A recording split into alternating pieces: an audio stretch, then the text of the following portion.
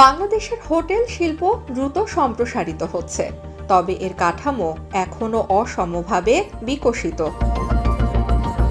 ঢাকায় দীর্ঘদিন ধরে আন্তর্জাতিক হোটেল ব্র্যান্ডগুলো মূলত লাক্সারি এবং আপার আপস্কেল সেগমেন্টে সীমাবদ্ধ ছিল,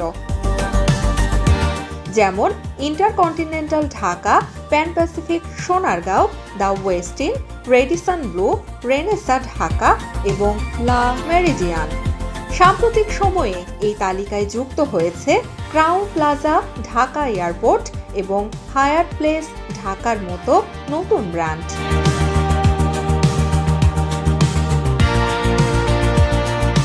এছাড়া আমারি ঢাকা, ক্রাউন প্লাজা গুলশান এবং হলিডে ইন ঢাকা সিটি সেন্টারের মতো হোটেলগুলো বাজারকে আরও বৈচিত্র্যময় করছে।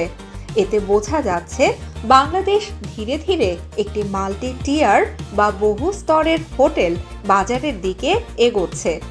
তবে বাস্তবতা হলো এই বাজার এখনো পুরোপুরি পরিপক্ক নয়। মধ্যম মানের বা মিড স্কেল আন্তর্জাতিক হোটেলের সংখ্যা এখনো খুবই সীমিত। ফলে ব্যবসায়ী ও ভ্রমণকারীরা প্রায়ই উচ্চমানের হোটেল অথবা লোকাল হোটেলের ওপর নির্ভর করতে বাধ্য হন।